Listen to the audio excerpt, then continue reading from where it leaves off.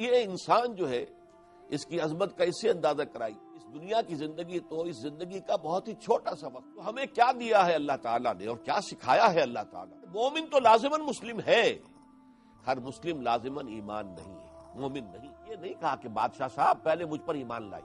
بھی روح انسانی میں موجود ہے اللہ کی معرفت بھی اور روح بھی. عام طور پر ان دونوں واقعات کے لیے 12 ربیع الاول کی تاریخ بیان کی جاتی ہے، لیکن بعض محققین کی رائے یہ ہے، جن میں خاص طور پر سید سلیمان سلمان منصور پوری رحمت اللہ علیہ کا بڑا محققانہ قول ہے کہ حضور کی تاریخ پیدائش 9 ربیع الاول ہے. البتہ یہ کہ یوم وفات یقیناً 12 ربیع الاول ہے، اور ہمیں بچپن میں بھی یاد پڑتا ہے کہ ہم 12 وفات کا لفظ سنا کرتے تھے. 12 وفات، اور اس موقع پر پھر غربا کو کھانا کھلانا، کچھ لوگوں کی مدد کرنا، یہ کام جو ہے عام طور پر ہمارے معاشرے میں یہ وہ چیز ہے جو میں اپنے بچپن کی بات عرض کر رہا ہوں کہ مشاہدہ تھا. تو اس سلسلے میں جو گفتگویں پیش نظر ہیں اس میں آج سب سے پہلے میں یہ چاہتا ہوں کہ نبوت اور رسالت کا مقصد کیا ہے، اس پر گفتگو ہو، اور یہ بات واضح کی جائے کہ قرآن کے فلسفے میں نبوت اور رسالت پر ایمان کی کیا اہمیت ہے، کیا حیثیت ہے. دیکھیے، جسے ہم ایمان کہتے ہیں اسے ذرا تقسیم کیا جائے تو وہ 3 بنیادی ایمانیات پر مشتمل ہے. ایمان باللہ یا توحید، ایمان بالآخرہ یا معاد، ایمان بالنبوت و رسالت. اب یہ جو 3 ایمانیات ہیں، ایمانیات ثلاثہ، ان کا باہمی ربط کیا ہے؟ یہ گویا کہ اسلام کے دینی اور مذہبی فلسفے کا بہت اہم نقطہ ہے. دیکھیے، ایمان باللہ سے مراد کیا ہے؟ ہم یہ تسلیم کرتے ہیں کہ یہ کائنات جو تا حد نگاہ ہماری نگاہوں کے سامنے پھیلی ہوئی ہے، نہ یہ ہمیشہ سے ہے نہ ہمیشہ رہے گی. البتہ ایک ہستی ہے جو ہمیشہ سے ہے اور ہمیشہ رہے گی. وہ ہستی اس کی خالق ہے، اس نے اسے پیدا کیا ہے، اس نے تخلیق فرمایا ہے، اور یہ تخلیق بالحق ہے، با مقصد ہے. یہ بے ارادہ نہیں ہے، یہ کھوئے کھیل نہیں ہے، بلکہ بالحق. اور یہ تخلیق ابدی نہیں ہے، ایک وقت آئے گا کہ ختم ہو جائے گی. الی اجل مسمی، ایک وقت معین تک کے لیے یہ تخلیق کی بساط بچھائی گئی ہے. وہ اللہ اپنی ذات میں تنہا ہے، اکیلا ہے، کوئی اس کا کفو نہیں، کوئی مد مقابل نہیں، کوئی اس کا شریک نہیں، کوئی جو اس کا برابر کا شریک ہو یا اس کی الوہیت میں شامل ہو، ہرگز نہیں. لا مثل لہ ولا مثال لہ ولا مثیل لہ. اس اللہ میں تمام محاسن موجود ہیں بتمام و کمال، جنہیں ہم اسماء الحسنہ کہتے ہیں، اللہ کے اچھے نام. وہ سب کیا ہے؟ اللہ کی صفات ہے، اور اللہ تعالیٰ کی تمام صفات بہت اعلیٰ ہے. چنانچہ جب ہم ایمان مجمل دیکھتے ہیں تو اس میں الفاظ کیا ہیں؟ آمنت باللہ کما ہوا باسمائہ و صفاتہ. میں ایمان لایا اللہ پر جیسے کہ وہ اپنے اسماء اور صفات سے ظاہر ہے. یہ جو ہستی ہے اسے آپ اللہ کہہ لیں، اللہ رحمان کہہ لیں، جو بھی چاہے نام دے لیں. قرآن مجید میں سورہ بنی اسرائیل میں آخر میں فرمایا گیا، قل ادعوا اللہ عبد الرحمن ایما تدعو فلہ الاسماء الحسنی. اے نبی ان سے کہہ دیجئے چاہے اللہ کہہ کر پکار لو، چاہے رحمان کہہ کر پکار لو، اس سے کوئی فرق واقع نہیں ہوتا. ہاں یہ جان لو کہ جس کو تم پکار رہے ہو تمام اسماء حسنی اسی کے ہیں. یہ جو ہستی ہے تبارک و تعالی، اس نے اس کائنات کو پیدا کیا، اور اس کائنات کی وسعتوں کا ہمیں کوئی اندازہ نہیں ہے. اس نے ملائکہ کو پیدا کیا، جنات کو پیدا کیا، انسانوں کو پیدا کیا، یہ گیلیکسیز جو ہے انہیں پیدا کیا، زمین کو پیدا کیا، آسمان کو پیدا کیا. لیکن اس تخلیق میں اس کا نقطہ عروج، کلائمیکس آف کریشن، وہ ہے انسان کی تخلیق. انسان کی عظمت کو ظاہر کرنے کے لیے قرآن مجید میں بیان کیا گیا ہے کہ اللہ تعالیٰ نے فرمایا خلقتہ بیدی، میں نے اسے اپنے دونوں ہاتھوں سے بنایا ہے. پھر یہ بھی فرمایا گیا وَلَقَدْ كَرَّمْنَا بَنِي آدَمَ وَحَمَلْنَاهُمْ فِي الْبَرِّ وَالْبَحْرِ وَرَزَقْنَاهُمْ مِنَ الطَّيِّبَاتِ وَفَضَّلْنَاهُمْ عَلَى كَثِيرٍ مِّمَّنْ خَلَقْنَا تَفْضِيلًا. ہم نے بنی آدم کی بڑی تکریم کی ہے، بڑا اعزاز کیا ہے، اور اس نے بحر و بر میں ہم سوار کراتے ہیں، اور ہم نے بہترین پاکیزہ رزق اس کے لیے فراہم کیا ہے۔ تو یہ انسان جو ہے، اس کی عظمت کا اس سے اندازہ کیجئے کہ تمام ملائکہ کو حضرت آدم کے سامنے سجدہ کرنے کا حکم دیا گیا، اور قرآن مجید میں ایک سے زائد مقامات پر ہے فَسَجَدَ الْمَلَائِكَةُ كُلُّهُمْ أَجْمَعُونَ، سجدہ کیا تمام فرشتوں نے، سب کے سب نے مل کر۔ یہ انسان جس کے بارے میں نے عرض کیا کہ یہ اللہ تعالیٰ کی تخلیق کا کمال ہے، اس کی زندگی کیا ہے؟ ایک تصور تو ہمارا یہ ہے کہ یہ زندگی ہماری ولادت سے شروع ہوئی ہے، موت پر ختم ہو جائے گی۔ نہیں، یہ تو بہت ہی تھوڑا سا وقفہ ہوا۔ انسان ابدی ہے اور ازلی بھی ہے۔ ازلی بئی معنی کہ کائنات کی تخلیق میں سب سے پہلے ارواح انسانیہ کو پیدا کیا گیا، اور اس میں بھی سب سے پہلے روح محمدی یا نور محمدی علی صاحب الصلاۃ والسلام کی تخلیق ہوئی ہے۔ اس اعتبار سے ازل میں، جبکہ ابھی کائنات کا کوئی وجود نہیں تھا، ارواح کو پیدا کر کے اللہ تعالیٰ نے ان سے ایک عہد لیا تھا، الستو بربکم قالوا بلی، کیا میں تمہارا رب، مالک، پروردگار، آقا نہیں ہوں؟ اور ہم سب نے کہا تھا کیوں نہیں، ہم تسلیم کرتے ہیں، آپ ہمارے رب ہیں۔ اس کے بعد ہمیں ایک نیند سلا دیا گیا، ان ارواح کو کسی کولڈ سٹوریج میں رکھ دیا گیا۔ پھر دوسری طرف ہم یہ جانتے ہیں کہ ہماری جو ایمان بالآخرت ہے، انسان کی زندگی جو ہے، یہ اس دنیا کی زندگی تو اس زندگی کا بہت ہی چھوٹا سا وقفہ ہے۔ اصل زندگی موت کے بعد شروع ہوگی، اور اس کے بعد جو زندگی شروع ہوگی وہ ابدی ہے۔ وَإِنَّهَا لَجَنَّةٌ أَبَدًا أَوْ لَنَارٌ أَبَدًا، یا تو پھر اس زندگی میں جنت ہوگی اور وہ بھی ہمیشہ ہمیش کے لیے ہوگی، ابدی ہوگی، اور یا جہنم ہوگی اور وہ بھی ہمیشہ ہمیش کے لیے ہوگی۔ اعاذنا اللہ منہا، اللہ تعالی ہمیں اس سے ہمیں محفوظ رکھے۔ یہ جو انسانی زندگی ہے، جو میں نے عرض کیا کہ ازل سے ابد تک پھیلی ہوئی ہے، جس کے بارے میں علامہ اقبال کے بڑے پیارے اشعار ہیں، تو اسے پیمانہ امروز و فردا سے نہ ناپ، جاویداں پہم دواں ہر دم جواں ہے زندگی۔ یہ زندگی بہت طویل ہے، یہ 60 70 80 سال نہیں ہے۔ البتہ اس زندگی میں سے ایک حصہ کاٹ کر ایک چنک علیحدہ کیا گیا ہے، وہ زندگی جو روحانی چلی آ رہی تھی ازل سے، اور وہ زندگی جو موت کے بعد پھر آخرت کی شروع ہوگی، ان دونوں کے مابین ایک ہمارا زندگی کا یہ وقفہ جو ہے، اس کو امتحانی وقفہ قرار دیا گیا ہے۔ قرآن کہتا ہے خلق الموت والحیات لیبلوکم ایکم احسن عملا، اللہ نے یہ موت اور زندگی کا سلسلہ اس لیے پیدا کیا کہ تمہیں آزمائے کہ کون ہے تم میں سے اچھے عمل کرنے والے۔ تو حیات دنیاوی کا اصل مقصد امتحان ہے، ابتلا ہے۔ انا خلقنا الانسان من نطفۃ امشاج نبتلیہ، ہم نے انسان کو مخلوط نطفے سے پیدا کیا۔ وہ مدخہ جو ہے وہ والدہ کی طرف سے آنے والا بیضہ اور والد کی طرف سے آنے والا سپرمیٹوزوان، ان دونوں کے ملنے سے بنا ہے، مخلوط نطفہ ہے، اس سے ہم نے پیدا کیا۔ کس لیے پیدا کیا؟ اس دنیا کی زندگی اس لیے عطا کی گئی تاکہ ہر شخص اپنے عمل کو سامنے لائے اور معلوم ہو جائے کون اچھے اعمال کرنے والا ہے۔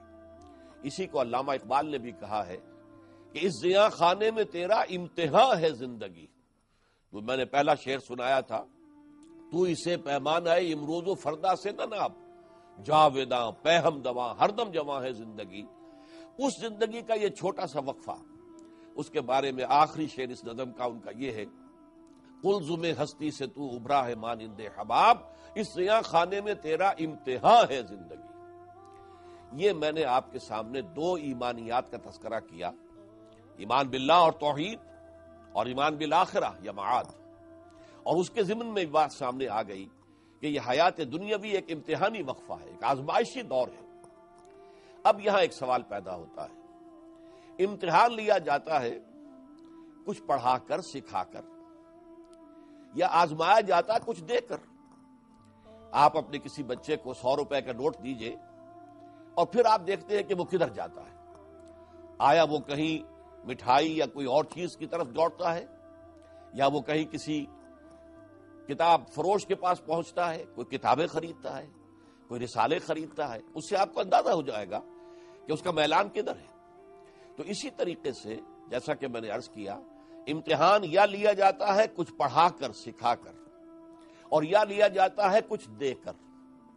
تو ہمیں کیا دیا ہے اللہ تعالیٰ نے اور کیا سکھایا ہے اللہ تعالیٰ نے جس کی بنیاد پر ہمارا امتحان لیا جا رہا ہے؟ یہ بہت اہم نکتہ ہے اور حکمت دین اور فلسفہ دین کا بہت غامض مقام ہے۔ دیکھیے، اللہ تعالیٰ نے سب سے پہلے ہمیں بصارت اور سماعت عطا فرمائی۔ سورہ دہر کی جو آیت میں نے ابھی کوٹ کی تھی، انا خلقنا الانسان من نطفۃ امشاج نبتلیہ، اب اس کے بعد الفاظ آتے ہیں فجعلناہ سمیعا بصیرا، ہم نے اسے اندھا بہرا بنا کر اس دنیا میں نہیں بھیجا ہے، اسے سماعت عطا فرمائی ہے، اسے بصارت عطا فرمائی ہے، اس سے آگے بڑھ کر اسے عقل عطا فرمائی ہے، غور و فکر کرنے کا اس کے اندر اس کی صلاحیت پیدا کی ہے۔ یہ عقل جو ہے انسان کے اندر، یہ ہے در حقیقت کے جو اسے صحیح اور غلط کے درمیان امتیاز کرنے کی صلاحیت عطا کرتی ہے۔ پھر ایک اور شے دی ہے اللہ تعالیٰ نے، اور وہ یہ ہے وَنَفْسٍ وَمَا سَوَّاهَا فَأَلْهَمَهَا فُجُورَهَا تَقْوَاهَا، قسم ہے نفس انسانی کی اور جو اسے بنایا اور سنوارا اور تیار کیا اور اس کی نوک پلک سنواری، اور اس میں نیکی اور بدی کا علم، فجور اور تقوی کا علم الہامی طور پر ودیت کر دیا۔ یعنی ہم دنیا میں آئے ہیں تو جیسے ہمیں باطنی، جیسے ہمیں ظاہری بصارت اور سماعت دی گئی ہے، ایسے ہی ہمارے اندر ایک اندرونی بصیرت بھی ودیت شدہ ہے کہ ہم جانتے ہیں بائی ایور ویری نیچر کہ کیا اچھا ہے کیا برا ہے، کیا نیکی ہے کیا بدی ہے، کیا خیر ہے کیا شر ہے، کیا گڈ ہے کیا ایول ہے۔ یہ علم بھی انسان کو فطری طور پر اللہ نے عطا کیا ہے۔ اس سے آگے چلیے، اللہ تعالیٰ نے اپنی روح میں سے ہم میں پھونکا ہے۔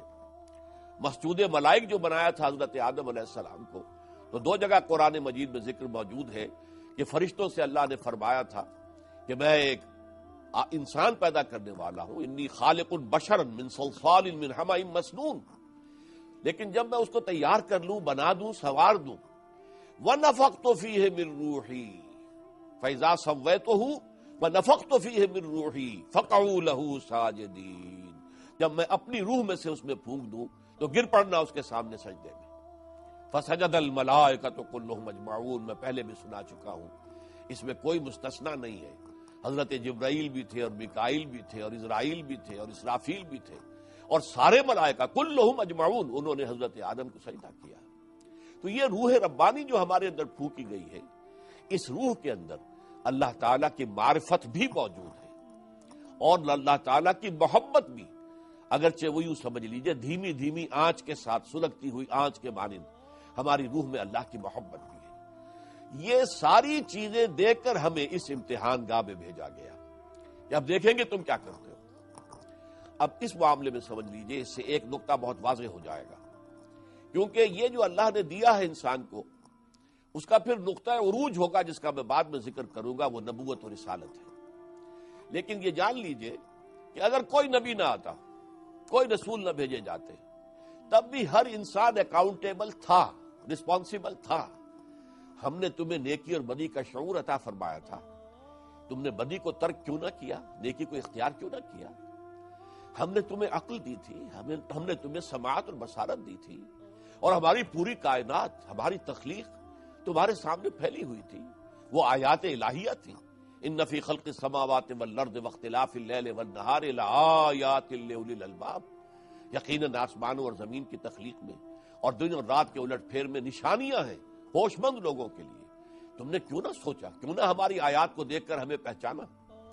لہذا نیکی اور بدی کے اعتبار سے اور ایمان باللہ، توحید کے اعتبار سے ہر انسان مکلف ہے، مکلف تھا، مکلف رہے گا، رسپانسیبل ہے، جواب دہ ہے، چاہے کوئی نبی نہ آتے، کوئی رسول نہ بھیجے جاتے، کوئی کتاب نازل نہ کی جاتی، لیکن مجرد ان لطائف کی بنیاد پر کہ جو انسان کو عطا کیے گئے، اسے حواس ظاہری دیے گئے، حواس باطنی دیے گئے، اندرونی بصیرت دی گئی، نیکی اور بدی کی تمیز کی صلاحیت عطا کی گئی، روح انسانی کے اندر اللہ کی معرفت ودیت کی گئی، اللہ تعالیٰ کی محبت ودیت کی گئی، اس کی بنیاد پر ہر انسان قیامت کے دن جواب دہ ہوگا۔ لیکن اب اس پر اللہ تعالیٰ کا فضل ہوا ہے۔ وہ فضل کیا ہے؟ اللہ نے انسان کے لیے اس امتحان کو آسان کر دیا ہے۔ آپ کو معلوم ہے کچھ نوجوان طالب علم ایسے ہوتے ہیں کہ جو بہت ذہین ہیں، فطین ہیں، وہ علم کو گہرائی میں اتر کر چاہتے ہیں کہ حاصل کریں تو وہ کہیں میڈ ایزی جو سیریز ہوتی ہے ان سے استفادہ نہیں کرتے. اصل ٹیکسٹ پوری کتاب پڑھیں گے، سمجھیں گے، پھر امتحان دیں گے. اور کچھ ایسے بھی ہوتے ہیں کمزور اور ضعیف لوگ کہ ان کے لیے میڈ ایزی سیریز ہوتی ہے کہ یہ فلاں چیز اس میں آسان کر دی گئی ہے، فلاں اس میں آسان کر دی گئی ہے. تو اللہ تعالیٰ نے اتنا بڑا امتحان جو انسان نے پاس کرنا ہے اس کو اس نے آسان بنایا. کس سے؟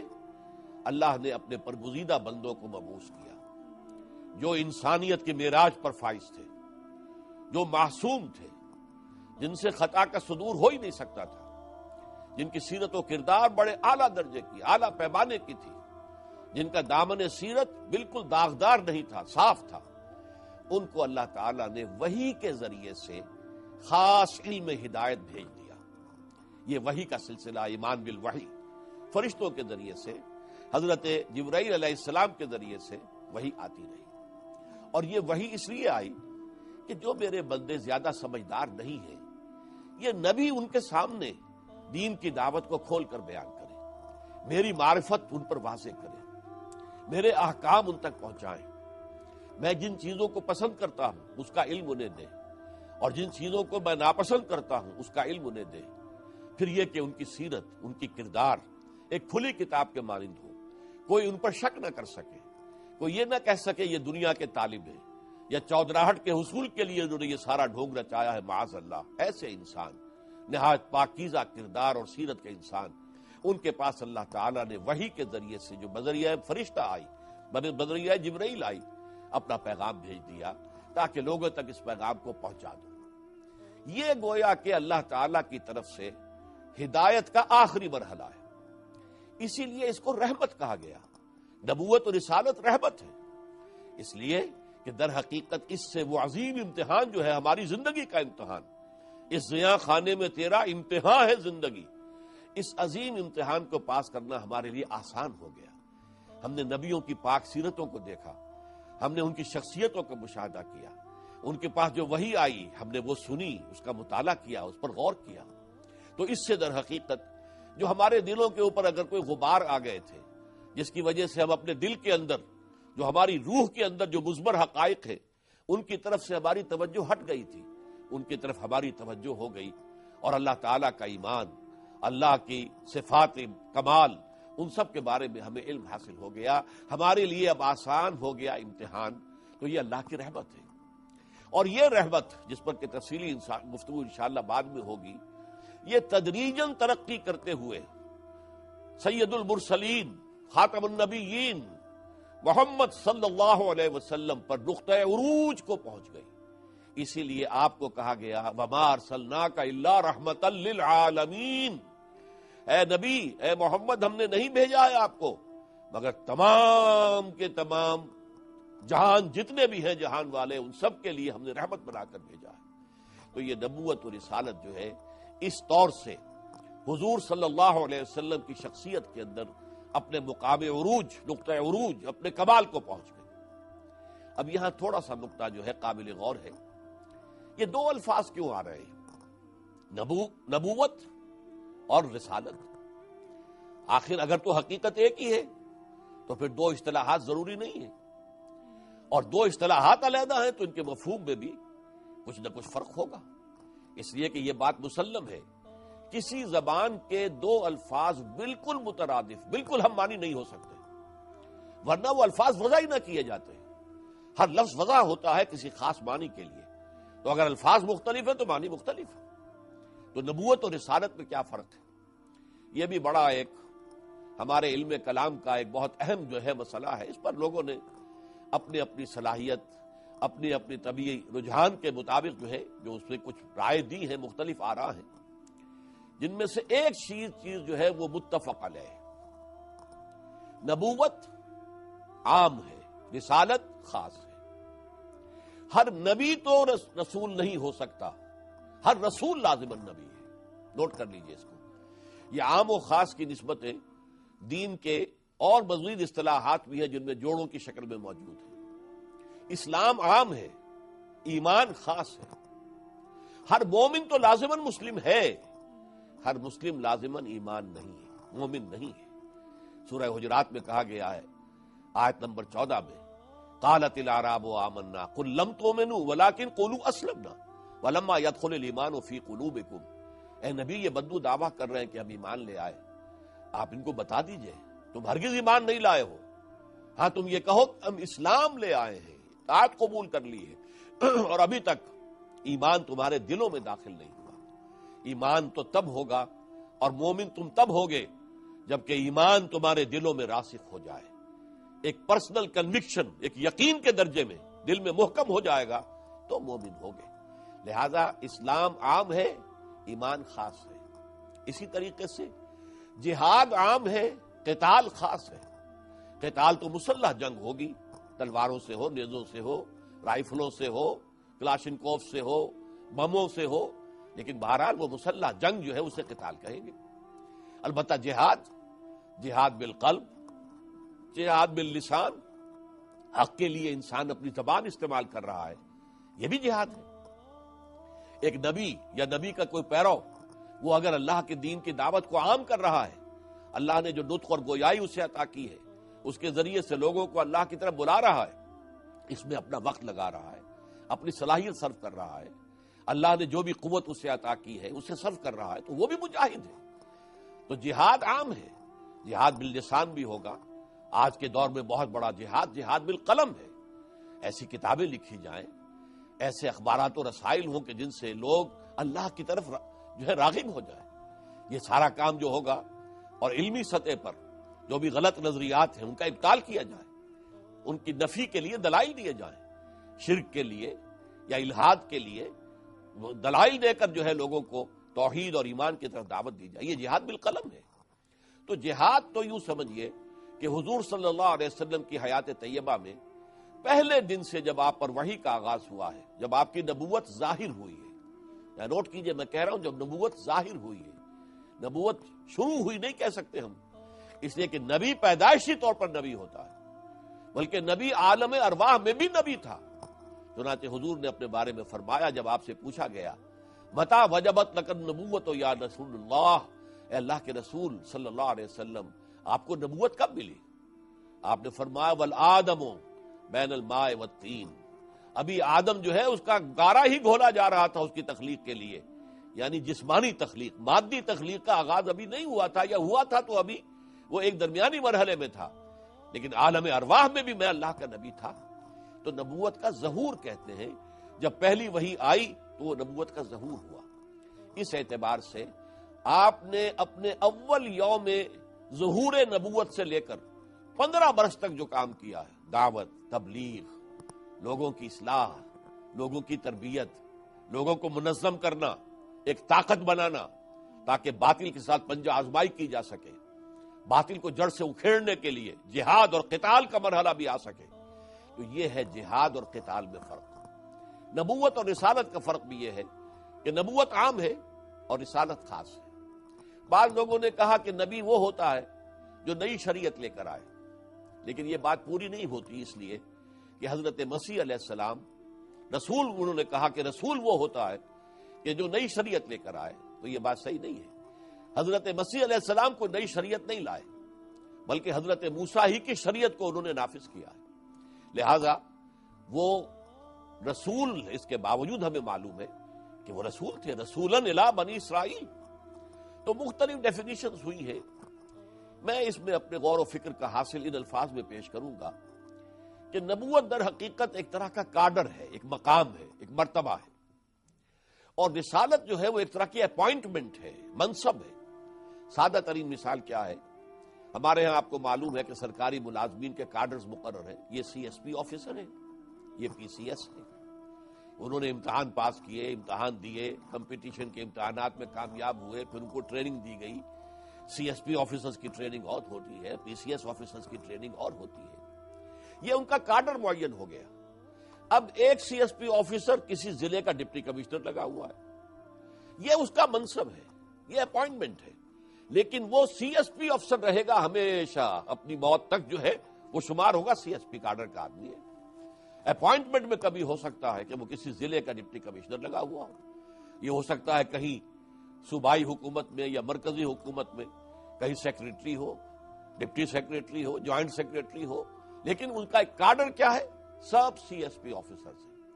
اسی طریقے سے نبوت در حقیقت ایک کاڈر کہیے، سمجھیے اس کو، یہ ایک مرتبہ اور مقام ہے۔ اللہ تعالیٰ نے جنہیں بھی چن لیا، اور جیسا کہ میں نے عرض کیا، چنا ان کو ہے کہ جن کی سیرت بے داغ تھی، جو اپنے ماحول کے اندر معروف تھے کہ یہ نہایت سچے، نہایت امانت دار آدمی ہے۔ آپ کا ذہن منتقل ہو گیا ہوگا کہ حضور صلی اللہ علیہ وسلم پر ابھی وحی کا آغاز نہیں ہوا تھا، لیکن اس وقت بھی مکے والے آپ کو کیا کہتے تھے؟ الصادق الامین، آپ بالکل سچے ہیں اور آپ بڑے امانت دار ہیں۔ یہ ساری صلاحیتیں آپ کے اندر پہلے سے موجود تھیں۔ ان کا لوہا سیرت و کردار کا لوگوں نے مانا ہوا تھا۔ اللہ نے انہیں چنا، ان کے پاس وحی بھیجی، یہ نبوت ہے۔ اس کے بعد جب کوئی نبی خاص طور پر مامور کر دیا جائے، اب تم جاؤ فرعون کی طرف جاؤ اور اسے دعوت پیش کرو، اذهب الى فرعون انه طغى، اب وہ رسول ہو جائے گا، اب وہ اللہ کا نمائندہ ہوگا، اب وہ اللہ کا فرستادہ ہے، اللہ کا نمائندہ ہے۔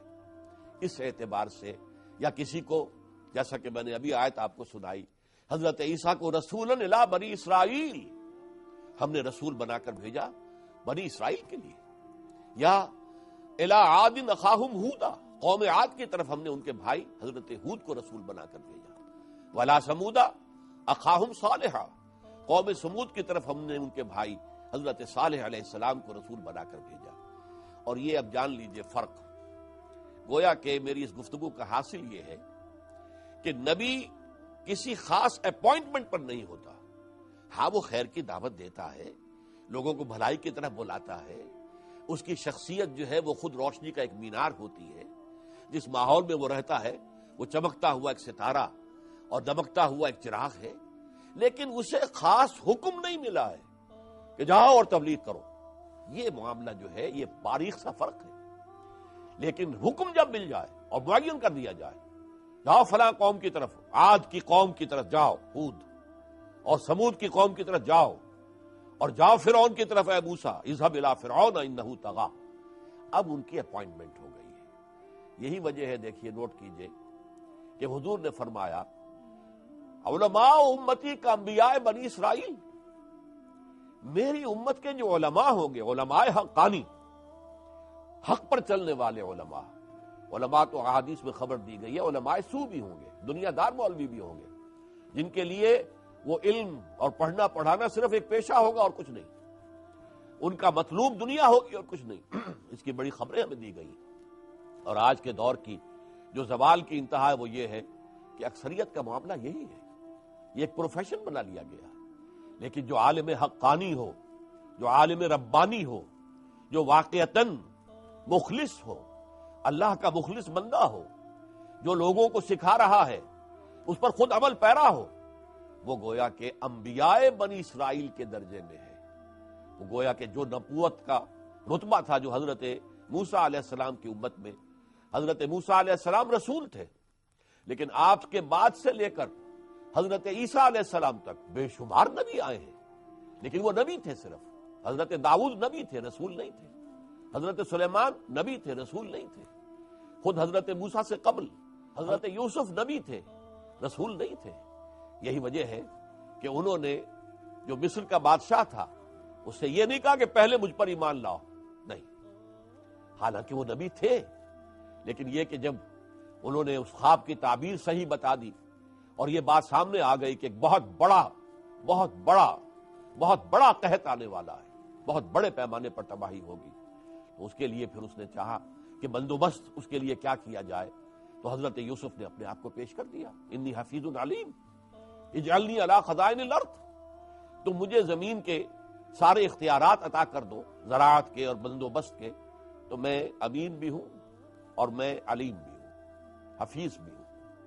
لہذا لیکن انہوں نے یہ نہیں کہا کہ بادشاہ صاحب پہلے مجھ پر ایمان لائیے، جبکہ رسول کا معاملہ یہ ہوتا ہے کہ رسول پہلے تقاضا کرتا ہے مجھ پر ایمان لاؤ، میں اللہ کا نمائندہ ہوں، اور صرف اللہ کی بندگی نہ کرو، ان اعبدوا اللہ واطیعون، اللہ کی بندگی کرو، اللہ کی پرستش کرو جس کے لیے تم پیدا کیے گئے، وما خلقت الجن والانس الا لیعبدون واطیعون، میری اطاعت کرو۔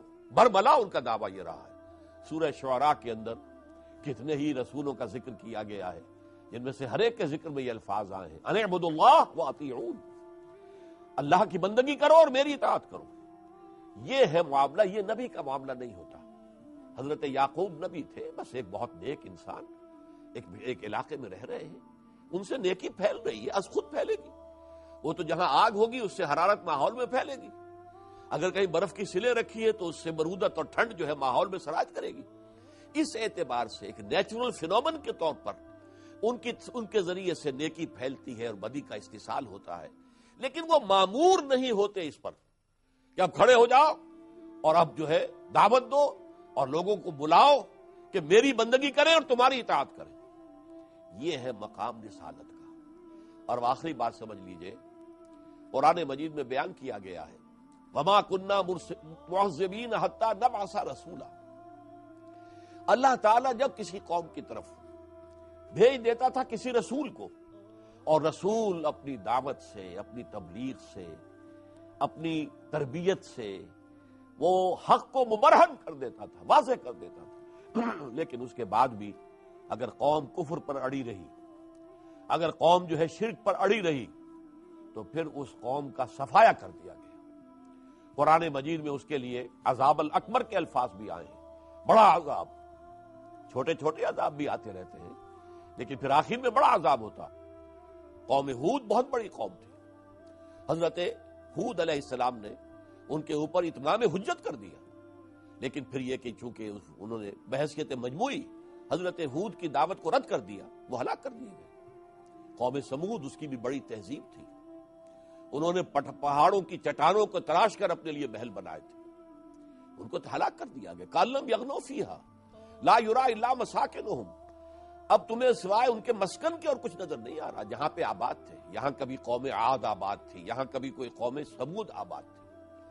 اسی طریقے سے یہ اصل میں قرآن مجید میں 6 رسولوں کا بار بار ذکر آیا۔ سب سے پہلے حضرت نوح علیہ السلام، انہوں نے دعوت اور تبلیغ کا حق ادا کر دیا، لیکن جب قوم اڑی رہی، معدود چند لوگ ایمان لائے، تو اللہ تعالیٰ نے وہ عظیم سیلاب کے ذریعے سے ان سب کو غرق کر دیا۔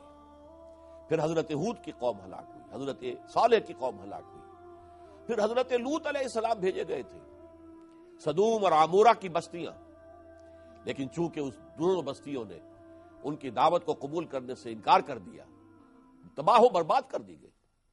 اسی طریقے سے قوم شعیب، حضرت شعیب علیہ السلام ان کی طرف بھیجے گئے، لیکن یہ کہ انہوں نے بھی حضرت شعیب کی دعوت کو رد کر دیا، وہ بھی ہلاک کر دیے گئے۔ حضرت موسیٰ علیہ السلام فرعون کی طرف بھیجے گئے، آل فرعون، اور انہوں نے چونکہ رد کر دیا، ان کی دعوت کو قبول نہیں کیا۔ آپ کو معلوم ہے کہ فرعون اپنے پورے لاؤ لشکر کے ساتھ غرق کر دیا گیا۔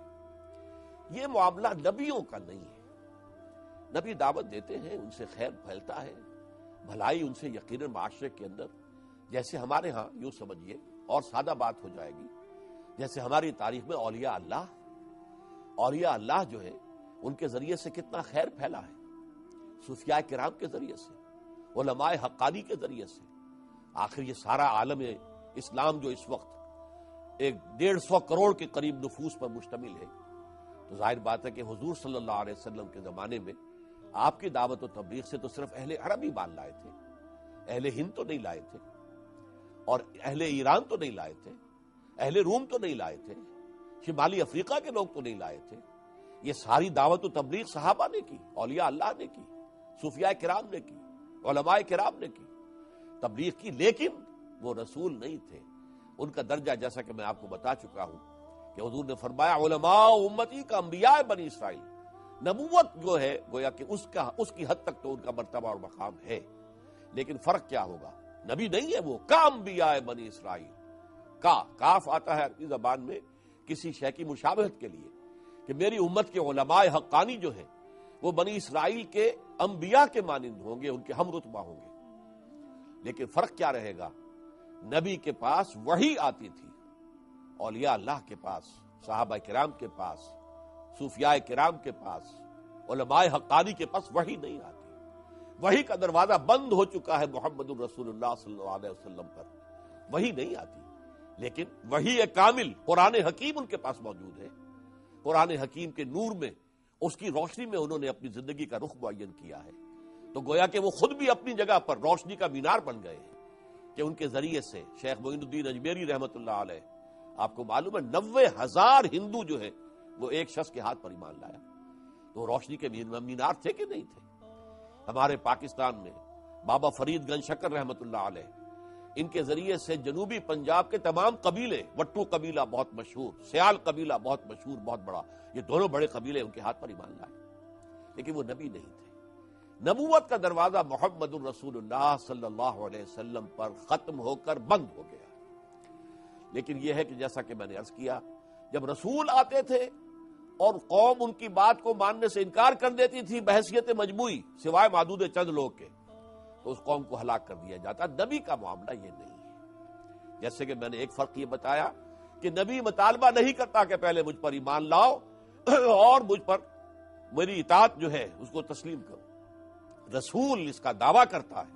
اسی لیے میں نے آپ کو آیات جو قرآن مجید کی سنائی، سورہ حدید کی بھی اور سورہ تحریم کی بھی، آمنوا باللہ ورسولہ وانفقوا مما جعلکم مستخلفین فیہ، ایمان لاؤ اللہ پر بھی اور اس کے رسول پر بھی، اور خرچ کر دو جو کچھ کہ اللہ نے تمہیں عطا کیا ہے، جس میں تمہیں اختیار دیا ہے اللہ کی راہ میں۔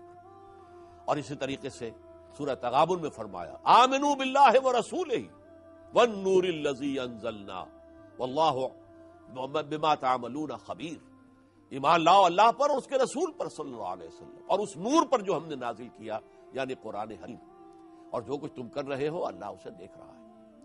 تو یہ جو رسالت کا منصب ہے، اس کے لیے اصطلاح ہے ہمارے دین میں اتمام حجت، کسی قوم پر آخری حجت قائم کر دی جائے، جس کے لیے میں نے آپ کو آیت سورہ نساء کی سنائی ہے۔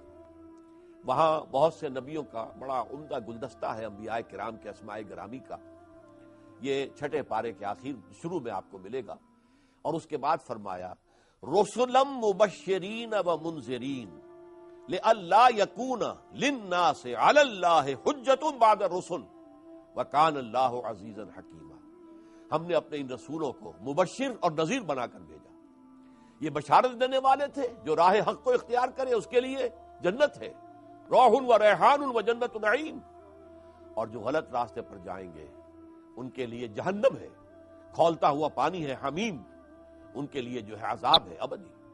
تو وہ بشیر بھی ہے نذیر بھی ہے، رسلا مبشرین و منذرین، وہ بشارت دینے والے اور خبردار کرنے والے بنا کر بھیجے گئے، لئلا یکون للناس علی اللہ حجت بعد الرسل، تاکہ رسولوں کی آمد کے بعد لوگوں کے پاس کوئی عذر نہ رہ جائے، کوئی بہانہ وہ نہ بنا سکے، اے اللہ ہم پر وقت واضح نہیں ہوا تھا۔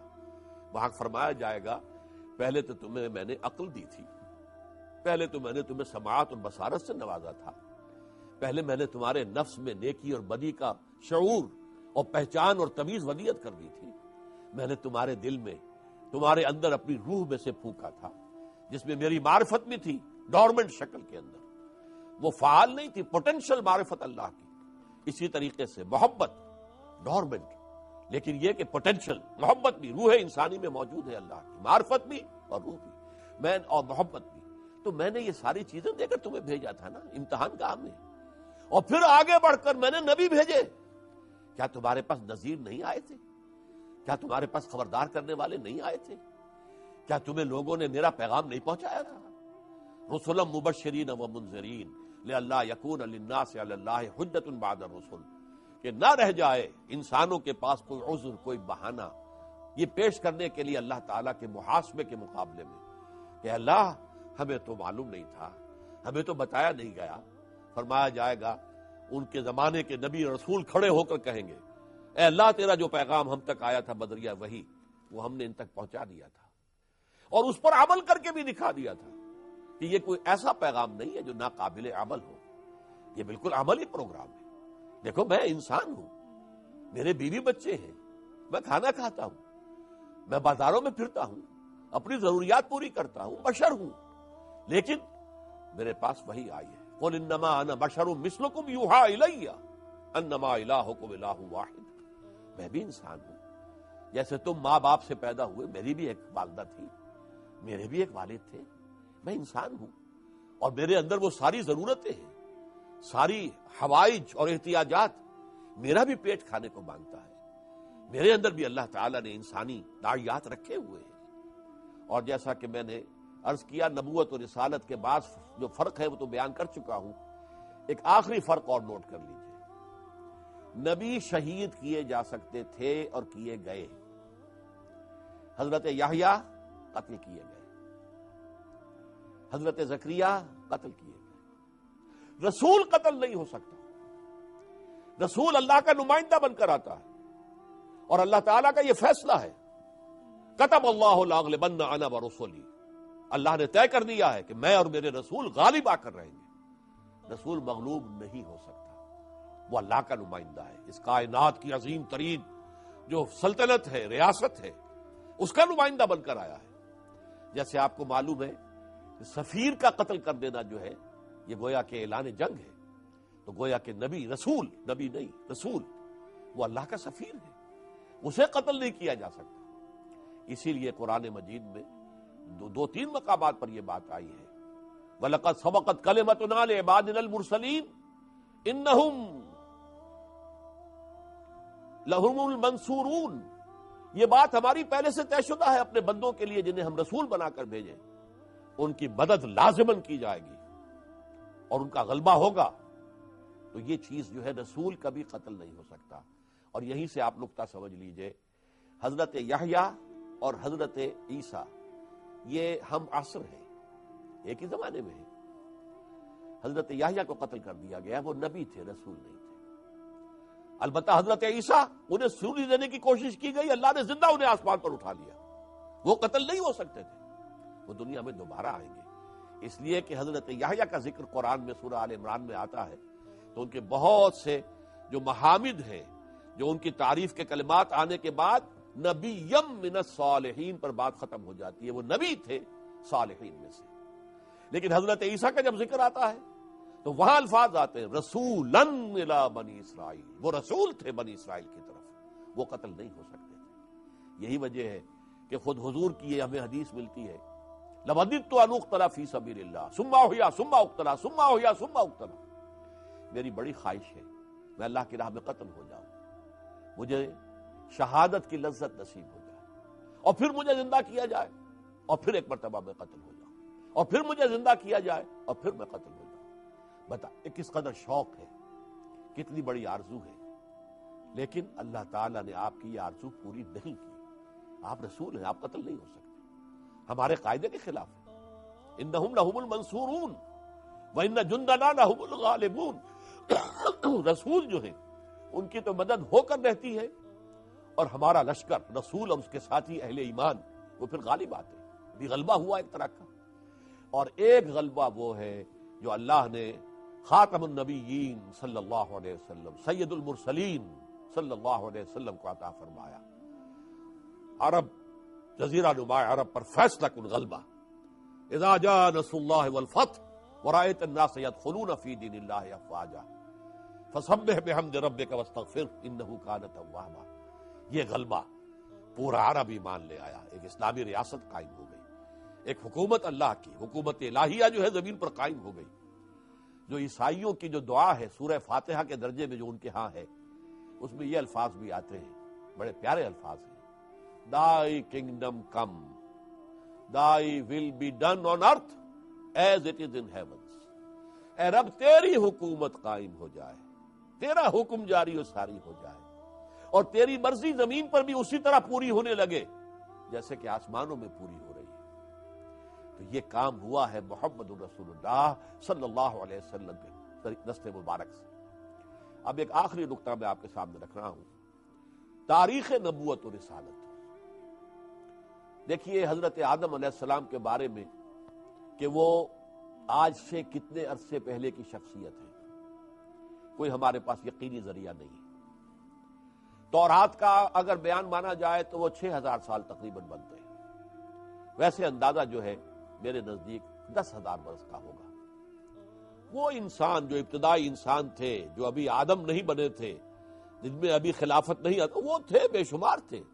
وہ تو آپ سائنس میں پڑھتے ہیں تو فلاں انسان اور فلاں انسان، لیکن ہوتے ہوتے پھر جب ہومو سیپینس وجود میں آیا اور ان میں سے حضرت آدم کو چن کر ان میں اللہ نے اپنی روح پھونک دی تو وہ ہو گئے مسجود خلائق، خلیفۃ اللہ فی الارض، اللہ کے خلیفہ۔